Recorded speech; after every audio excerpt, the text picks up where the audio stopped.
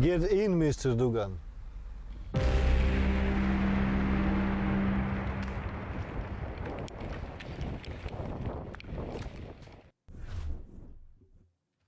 Hey guys, John Mark Dougan and Mike Jones. Howdy doody, welcome everyone. Yeah. My microphone sounds like it's not working. Oh. 1, 2, 3. It's bizarre. Here, you talk. Technical issues as always. Thank you very much for joining us. John's going to fiddle and faff, no doubt. No, it's working. But you know, I think I have the wrong microphone type selected for this one. So go ahead and introduce the channel. Yeah, sure. So you're watching us on Exposed. This is a channel where we're going to look at certain topics and dive a little bit deeper than usually. Certainly I do on my channel, where I'll feature a topic and maybe just an article.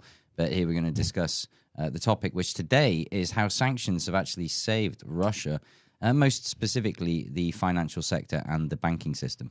Yeah. So, and now I'm actually doing a program tonight on a stage with, I don't know if you guys remember her, Anna Chapman. She was arrested in the United States. She was traded as a spy back to Russia.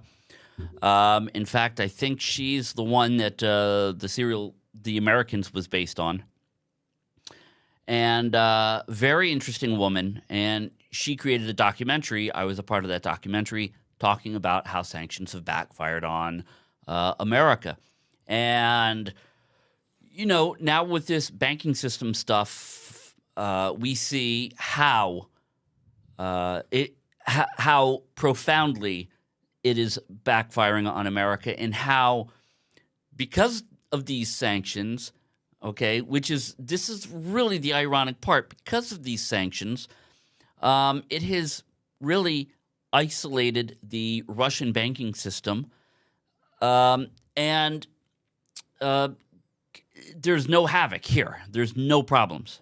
Well, there's a few points to note on that. So, obviously, pretty much everyone watching, I'd assume, would know that, obviously, Russia was isolated via the SWIFT system. Russia created its own analog in order to settle trade deals with its Indian, Chinese partners, among many others, just named the usual suspects there. These are the big trade partners.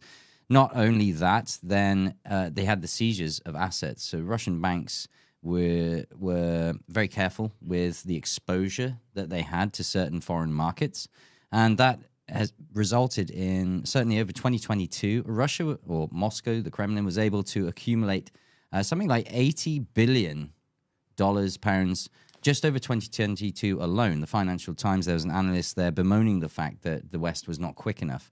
Now, do recall also that whilst the EU claimed that they had seized something like 300 billion, they could only find something like 33. Russia managed to quietly siphon it out.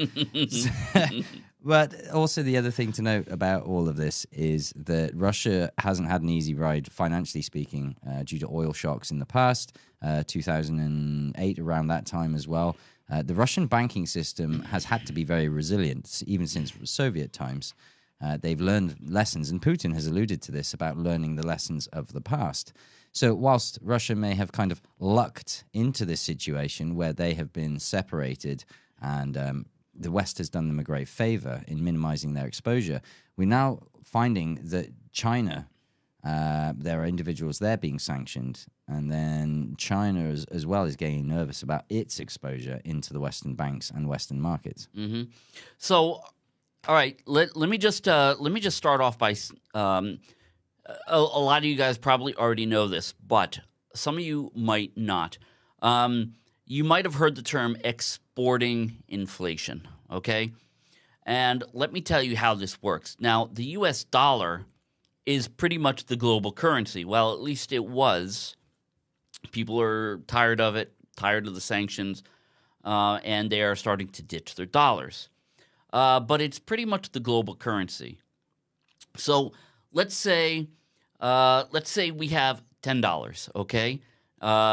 I am the United States. He is the EU. And I take $5, give him $5, and that's our pool of currency. And then I say, you know what? I have a lot of other bills I have to pay because I'm a reckless spender, or I want to give it to BLM or something else. I don't know what these crazy politicians are doing. And they say, well, I need to print for myself another $10, okay? Well, so now we have $20 in that pool. He's only got 1/4 of what I have now. He started with a half, but now he only has a quarter, okay? So his value, the value of the currency that he's holding, is only worth a quarter of the total pool, or it has been cut in two. It has been cut in half. So this is how exporting inflation works. And when the United States decided to print all this money for, well, the pandemic, these bailouts, now with the bank bailouts, we have $32 trillion of debt that we have. Okay, $32 trillion. And we've printed a lot of money for that. And called it the Inflation Reduction Act. Right. Right, which is insane. Yeah. Because what it does, I mean, I guess kind of in a way it reduces it for America because it puts the liability, it puts a bulk of that inflation on the foreign debt holders, which is why you see countries like China, who's gotten rid of over 30% of their dollar holdings over the last year. India, they're selling a bunch of their dollar holdings. The Saudis, they don't even want dollars anymore. I mean, you can pay them in dollars for their oil, but they will take any currency now. And this is what Putin alluded to in his speeches with regards to a debt-based economy versus a commodity-based economy, where you're trading these actual useful things versus just stuff that you've just pulled out of the printers. Janet Yellen has been a seriously comedic figure. When she just turns up in Ukraine with, what is it, $1.5 billion. Today I've just brought in my handbag, like Mary Poppins, $1.5 billion that I just found lying around down the back of Biden's sofa. So I thought I'd give that to my good friend Zelensky here. In the garage with a Corvette. Yeah, locked. Next garage. to the classified documents. Yeah. So we're going to bring on to what has been forecast by channels that I enjoy, like Neil McCoy Ward over in the UK. Very astute financial analyst, in my opinion, and Monaco64, a former trader as well, who subscribes to the Austrian School of Economics. I've interviewed him in the past. These guys have been forecasting this for years now, and even Putin himself said that a lot of the cost increases are a result of the influx of dollars following the pandemic measures and the Biden bucks that were given out to people during that time. And of course, this takes the time to filter down through the economic system. Sure. It's not an immediate response, as the Inflation Reduction Act will take its time, 2-3 years, or maybe even faster given recent events and how things are going. So when we have Silicon Valley Bank, which many have said is similar to the Lehman Brothers. Yeah. Now, we're already seeing knock-on impacts and ramifications of this collapse. HSBC in the UK, they managed to assess about the 70% of the loan book, but 30% was unaccounted for, and they were trying to come up with a price. Now, they settled on £1 for Silicon Valley Bank UK to buy up their assets. That's then gone on, I believe, Signature Bank is now in difficulty. And what's more, it has come to the EU in the form of Credit Suisse. There was a lot of panic there. I think it was something like 44 billion pound lifeline has been granted to Credit Suisse. 44 billion pounds of a lifeline given to Credit Suisse from the Swiss National Bank. That's insanity. Yeah. That's insanity. It's huge. Even the top executive, I've got an article here from the Financial Times, was saying about how it's the banking culture that's at fault here. Like the bank is intrinsically. The opinion here is actually, sorry, in the Washington Post, it was posted about regulators must stop Credit Suisse from spiraling out of control. A former top executive of Credit Suisse once told me that only a week or so after joining the Swiss bank, they realized that the bank's culture itself was broken itself. So these are fundamentally broken banks. They're going to topple. And then, well, the I've said in these channels like Neil McCoy Ward, we had the bailouts of 2008. The laws were all changed, including for crypto exchanges, by the way, if you check the terms and conditions, to bail in.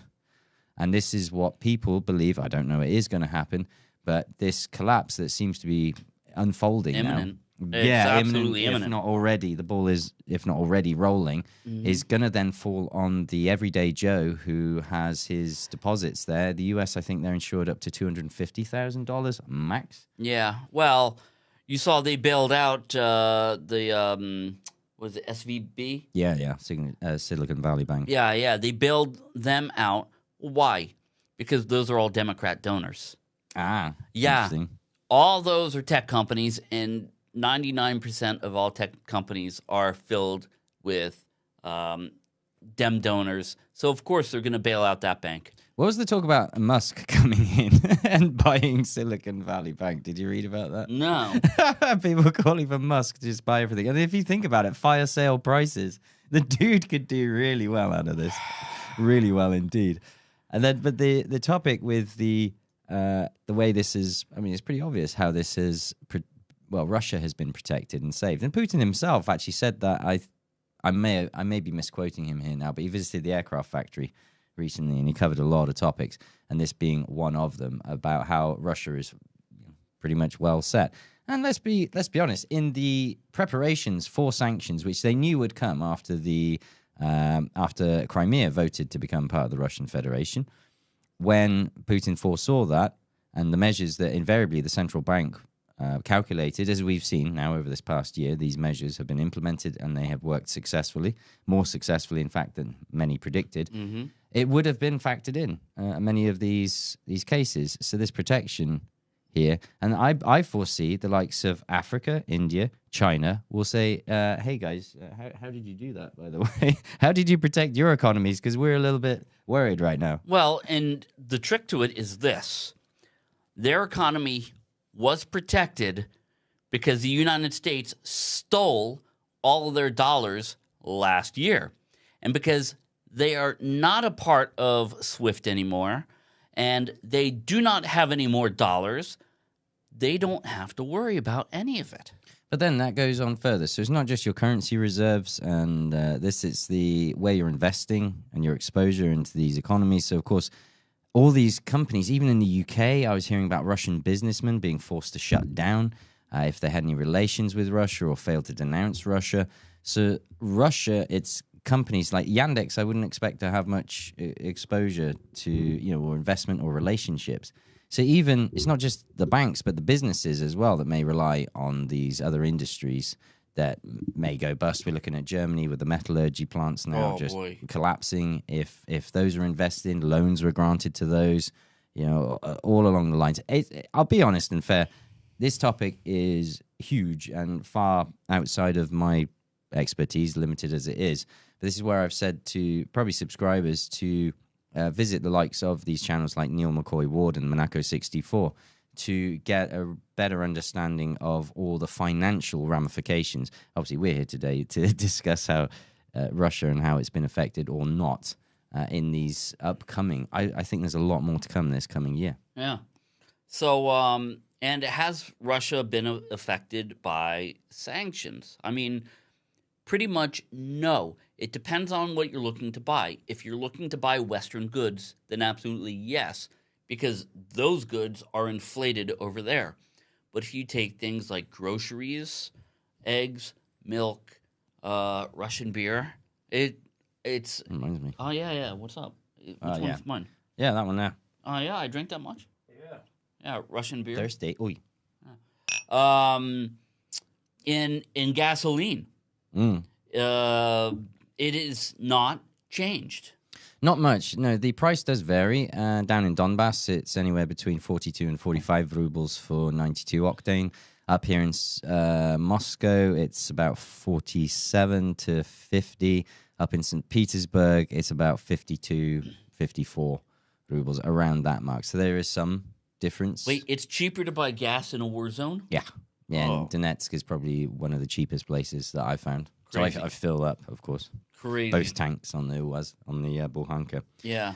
But that said, due to inflation anyway, some prices have gone up, and there were particular products. I mean, we've discussed this topic quite at length on both of our channels, haven't we? I've said as a parent how Pampers have been, and formula as well, milk formula, have gone up. But they're not, but they're there. They can buy them. Yes, the prices has increased. It's come down by about a third recently. But conversely, in the US, where they had none whatsoever, it didn't matter how much money you had or what price you paid, there just wasn't the formula on the shelves. So this sort of slight pain, maybe, and very temporary pain that Russians have felt over the past year, and maybe continue to feel in the automobile industry, where China has taken a 30% stake now, where they had something like 3% the previous year. So a huge uptick for China. That temporary, sort of sharp temporary pain seems to have protected and mitigated the Russian economy from what I view is going to be a tsunami coming from the West. I don't think Russia is going to be impervious. That doesn't mean invulnerable to the knock-on ramifications that I believe are going to only happen. because that they still get goods from the West, and there's going to be inflation from there. But somebody said, let's see, David Brown said, what banks are safe? Well, certainly no Western banks. Let's see, I would say Sberbank. Sberbank is safe.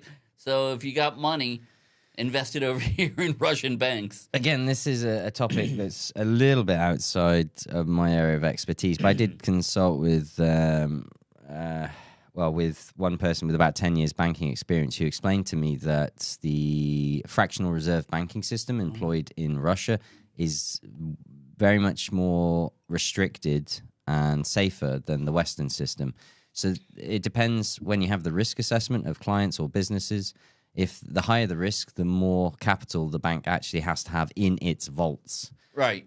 So it's not just increasing the premium. But the no, bank that's has not to be able true. to. That's not true anymore. Well, this is what I was told. So after the pandemic, it went from Right. 10% to 0%. No, wait. The fractional reserve that is required in the bank. I think it's gone. I think after the pandemic, they dropped it to 0%. There were some changes to free up credit lines, but I don't think it went to zero because I did keep tabs on it. And again, I might be talking about outdated information here, and you may well be right. No, I could be wrong too. So, but there is a difference in the let us know Russian in your banking comments system. if I'm misguided on Mainly that. because Russia has suffered runs on the banks many times before. Sure. So they have this kind of diluted version of the fractional reserve in order to mitigate that potential. Yeah, the start of the special military operation. Yeah. The West was crowing, saying, "Oh, look at these lines at Tinkoff cash points. Tinkoff's going to collapse." No, they were trying to get foreign currency because Tinkoff was one of the few that still had them.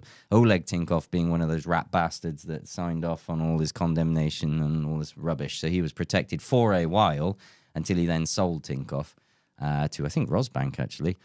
So, yeah, you could get some foreign currency there, but there wasn't a run on the bank in the classical sense for Tinkoff Bank, despite the Western media portrayal. I know they would have hoped that to have been the case, and this is where the last laugh, he who last laugh lasts the longest. So this is what the West were wishing for in Russia, and it has just boomeranged straight back now with their banks collapsing. Crazy. and you know, one of the reasons these banks are collapsing is because of the interest rates. A bunch of people got variable rate loans in America, and now the interest rate is going up. These variable rate loans are costing these banks more than they're making off the money that they thought they were going to be making from the difference in interest rates. And you know, the main problem with this is, you know, because Biden's administration has printed so much money, they have to raise the interest rates to stop the bleeding, to stop basically to stop a superinflation from happening. Yeah, hyperinflation. That's where even the EU, the European Central Bank, has been at 0% interest, even at negative, wasn't it? I'm getting a bit far, but they've been at 0% for too long anyway, as it's happened. And again, if we go back to the beginning, the West crowed with victory. Oh, look at Russia's, what was it, 19% interest it shot up to at one point. It went really high. And they're like, oh, yeah, their interest rates are super high and mortgages. And for a while, yes, it did hit the property market as well and loans and credits. But as we saw, Elvira Nabiulina, head of the central bank, she then incrementally dropped the interest rates. So it was, quite calculated, measured. Mm-hmm. Yeah, of course, it had impacts. But these, I believe, were quite clearly modeled and forecast beforehand. Yeah. And actually, they were thinking of the worst case scenario, and they had the plans and reports that the West picked up on, like, Russia's headed for economic collapse. Right. No, that was the model and forecast if we don't do anything. Correct. Regards, that was the worst case scenario. Conversely, in the West, they were like, nope, 0% is fine. 0% is fine. It's still fine. Guys, trust us. It's all fine. And then Biden, like, what is it? Jean-Marie Pierre, that clown, the press secretary. Just the other day, our economy's the strongest it's ever been. What the hell? I posted it on Telegram. But how many of these stupid people actually believe this? I don't understand. And the mainstream news media picks up these points. It's absolutely retarded. Oh, I just said the R word. Yeah. Anyways, but it is. It's absolutely retarded. Mentally challenged or intellectually challenged. Yeah. And then you have all these idiots, these morons in charge of the federal government. Joe Biden, Janet Yellen, who is just a bumbling fool. She's like the female version of Joe Biden. Yeah, that's true. Kamala Harris. But you were describing puppets. They're quite clearly hollow shells with strings being pulled. I know, but reflect that to Elvira Nabiulina, who clearly has some grey matter between her lug holes, so she can clearly construct a coherent sentence, and managing the other bit. And you don't actually see or hear from her that much except for the quarterly reports and things like this. Whereas the people there that are assuring everyone, we got this, trust me, bro. Are fools. Yeah, and then it doesn't take long before they're proven wrong. Yeah, and they think that they're talking to fools. And in many cases, unfortunately, they are. Because these people would never be in power if smarter people had been at the voting booths. Sorry. Well, the smarter people, I believe, are further behind. They're in the shadows. Well, now, the issue, I think, is the arrogance where they think they're smarter than everyone else now. Yeah. So they played a good game thus far, but they've been called out. And Putin called them out, I believe, in an interview in Paris, I want to say around 2007. It was quite early on, where he talked about the US presidents coming and going and the suits and ties behind him, the deep state he was describing at the time. Where he saw them and he's called them out, and now he's playing them at their game and winning, it seems. Yeah. Olga Efimova says hello from Belgrade. Oh, awesome! We want to Belgrade. We want to go visit there. Yeah, stand us a pint. I'll come cash in on that one. Any good bars or nightclubs in Belgrade? We'll find out. Yeah, because we have never been there. Nope. We want to go. We have something special for the city. I reported a story today of a Ukrainian sniper that hit a Russian border guard in Belgrade from 1,500 meters away. Hit him in the leg. 1,500 meters isn't very far. No, 1.5 kilometers. Yeah, it's not very far. No, it's still wind. For a sniper? Not anymore. Yeah, maybe. I used to do 1,000 yards with iron sights. Oh, 1,000 yards? Yeah. That's still pretty impressive, actually. 1,000 meters, excuse me. Right. It's about the same. Yeah. About the same. So when I was competition shooting. Let's take you to the range and film that. I know, right? Yeah, in Russia. Nice. Yeah, let's see. Regulations. I could see Vermilion. Thanks for joining. And Peter, Frauen. Some usual faces over here. Thank you all. Yeah. It's great to see you guys. Dude, we need to make Peter a moderator on this one. You do? Yeah. Hold New on. channel. Hold on, Peter. Add as managing moderator. Oh, manager.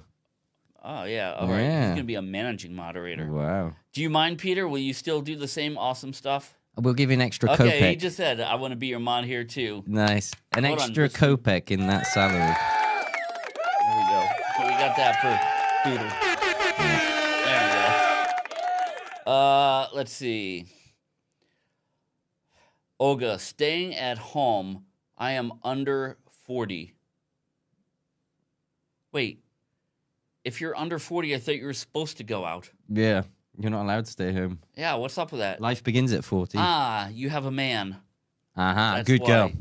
Good advice, especially with this rogue prowling I know. around. You wouldn't I stand know. a chance, I Olga, am I'm bad. afraid. He's BadVolf. I am Hey, bad wolf. Robotrix as well. Good to see you. Huh? Robotrix, a mod on my channel. Nice to see you. Thanks for the support on Exposed here. Yeah. Let's see. Home on the range. So, what else? So pretty much that covers it. Yeah, I think so. On the timeline of events, as we've seen, so we've had this massive printing from the US with these, not just like when they've promised these billions of dollars in aid tranches, it's not just cash money. It's obviously the value of the equipment that they're sending out there. Now that they're running out of the equipment, we see more and more cash monies going with Janet Yellen in her Mary Poppins handbag. So now it's turning more into that. We've had the EU with their slush funds going around like the mafia, collecting more tributes to Caesar from these various countries. So all this financial stuff, and I foresee if it's not this year, where I already predicted that the winter of 2023 would be the worst. And I think that's playing out. 2022 was a bit of a shock for certain countries and companies, certainly in Germany, for instance. But winter 2023, not being able to replenish those gas reserves as well. And this all feeds in. They like to blame that. They say, oh, inflation is just because of the price of gas going up, Putin's price hike, fuel going up, all this. Well, it's quite clearly coming. People are seeing it for what it is. We had inflation long before Putin's price hike. Putin's price hike. Now, but to be fair, inflation is also driven by the cost of energy because they are related, sure. Energy controls absolutely everything. It controls your agriculture. You need gas for tractors. Yeah. You need even fertilizer is made with. But we've got the war on agriculture in the West. Obviously, the Netherlands being a huge one, but we're seeing it in the US. We're seeing it in the UK with farmers being paid to retire, basically, and cull livestock as well. This is going to force the price up of meat and staples, which, will feed in and exacerbate the inflation crisis issue that's coming in. And what's more is it's not like the West is hiding this, actually, because I see a lot of articles in certainly the UK media where they're kind of saying, hey, things are pretty bad.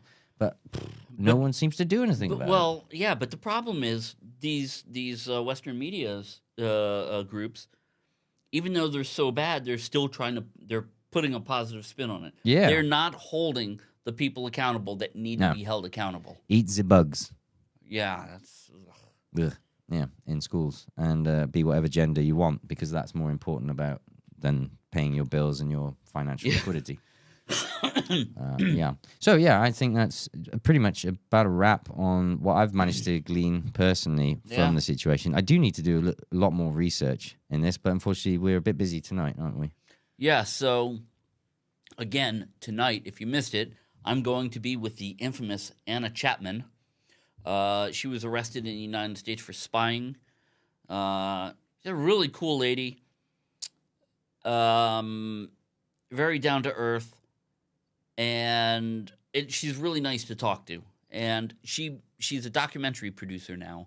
Right, that's my next question, because of course you and I got absolutely bitch slapped for putting RT documentaries on our channel. So how can people later, obviously this is the premiere tonight that we're attending, how can people later on find this documentary, Red Alert, I believe it's called? By I'm going to put it on my Rumble page. Right. So, my Rumble is at BadVolf, BadVolf. So. Maybe you have to set up an exposed Rumble as well. Yeah. Maybe. I think it's a good idea. Put that to the to-do list. Yeah, and if I can, I'll feature it on my channels as well. If you're not, do subscribe to the Telegram channels of both John and myself. That's where we can more freely post and more quickly post some of the latest breaking stories and things that the other Western platforms wouldn't tolerate coming out of the country that can't be named. Yeah. Yes, indeed. And by the way, if you have not subscribed to the channel, make sure you subscribe to this channel. So it's important at this point. Very. And let's see. Peter said, I need a Russian wife. Everybody needs a Russian wife. I can help you out with that. Yeah. It's Russia. Anything. Oh, can be I thought you were going to... Never mind. Yeah. Never mind. I thought you were going to crack some joke about newly single lady. There's a new one on the market. Yeah.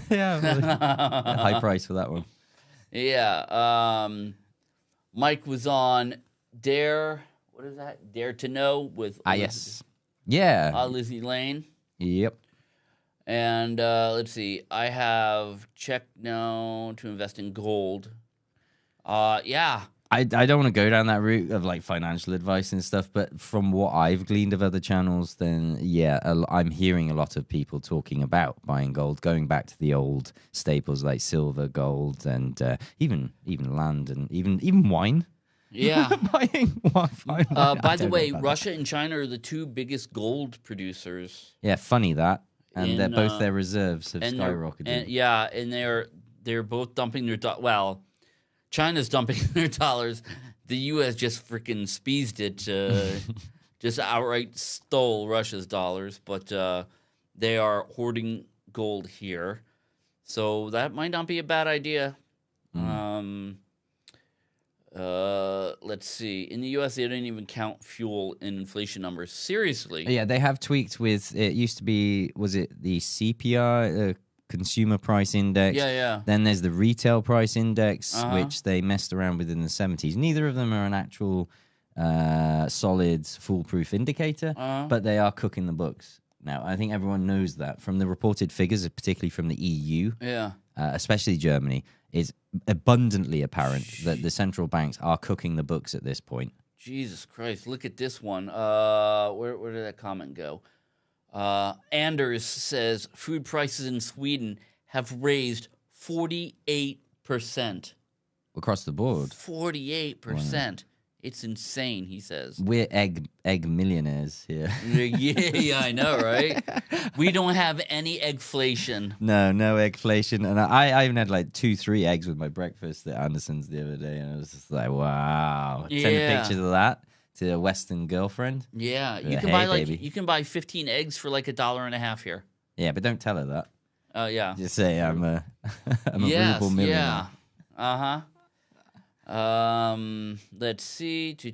Great father came to the U.S., Iowa, now in Alabama. I'm planning on moving to Russia soon. Smart idea. bit.ly/move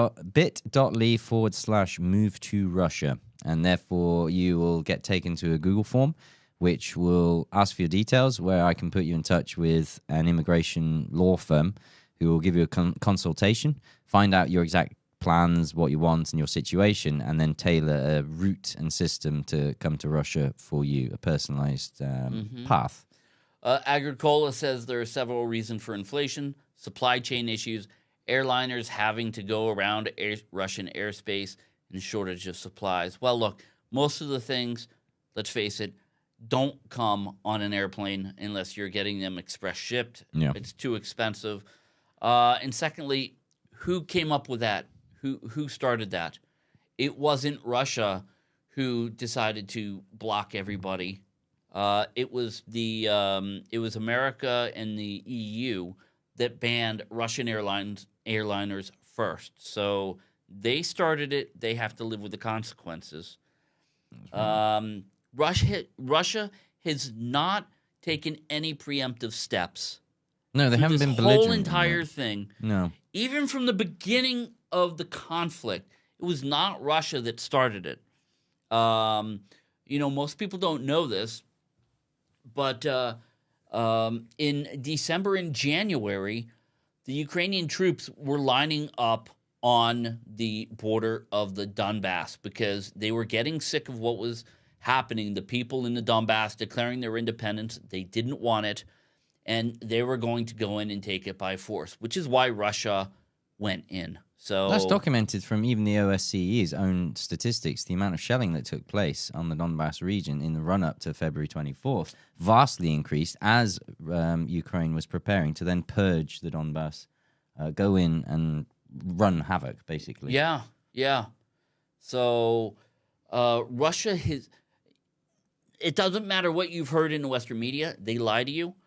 No, you're preaching to the choir here. Yeah, I mean now they have this mystery sailboat and some open water divers with some scuba tanks that managed to dive the 270 feet.